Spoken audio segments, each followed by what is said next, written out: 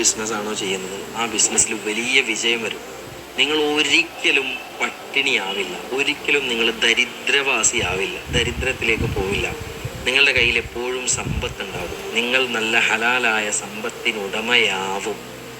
എന്ത് ചെയ്താലും എല്ലാ ദിവസവും മഗ്രിബ് നിസ്കാര ശേഷം സൂറത്തുൽ വാഖിഅ പാരായണം ചെയ്തു കഴിഞ്ഞാൽ, അപ്പോൾ മറക്കണ്ട, സൂറത്തുൽ വാഖിഅ ഒരു 5 മിനിറ്റോ 6 മിനിറ്റോ ഉണ്ടെങ്കിൽ നമുക്ക് ഓതാൻ പറ്റുന്ന ഒരു സൂറത്താണ്. മുടങ്ങാതെ നമുക്ക് നല്ല ഹലാലായ സമ്പാദ്യം ഉണ്ടാവാൻ വേണ്ടിയിട്ട്, നമ്മുടെ ജീവിതത്തിൽ ദാരിദ്ര്യം വരാതിരിക്കാൻ, പട്ടിണി ഉണ്ടാവാതിരിക്കാൻ സൂറത്ത് പതിവാക്കുക. അല്ലാഹു തൗഫീഖ് നൽകി അനുഗ്രഹിക്കും.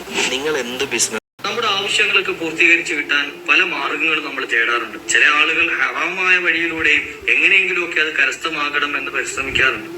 പരിശുദ്ധ ഖുർആൻ നമുക്കൊരു ഉപാധി പറഞ്ഞു തരുന്നുണ്ട്. സൂറത്ത് യാസീൻ സൂറത്ത് ഒരു തവണ ഓതിയിട്ട് എന്ത് കാര്യം ചോദിച്ചാലും അത് നടക്കുമെന്ന് മുത്തനബി തങ്ങൾ പഠിപ്പിച്ചതായി കാണാം.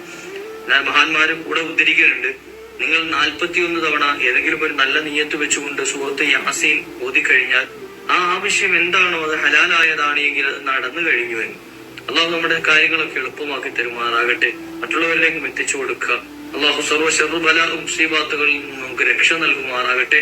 ഹലാലായ സർവ്വ ഉദ്ദേശങ്ങളെയും അള്ളാഹു പൂർത്തീകരിച്ചു തരുമാറാകട്ടെ.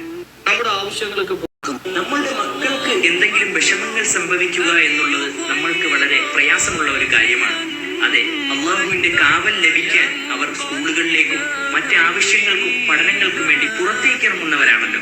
അവരുടെ പിരടിയിൽ കൈവച്ചിട്ട് യാ ഹഫീദ് യാ അല്ലാഹ്, യാ റഖീബ് യാ അല്ലാഹ് എന്നുള്ള ഇസ്മ 12 പ്രാവശ്യം ചെല്ലുകയും ബിസ്മില്ലാഹി തവക്കൽതു അലല്ലാഹ് എന്ന് അവരെ കൊണ്ട് ചെല്ലിപ്പിക്കുകയും ചെയ്താൽ കുട്ടികൾ പോയി തിരിച്ചു വരുന്നത് വരെ അവർക്ക് ഒരു ആപത്തും അപകടവും മുസീബത്തും ഒന്നും വരികയില്ലെന്ന് മഹാന്മാർ കിതാബുകളിലൂടെ രേഖപ്പെടുത്തുന്നു.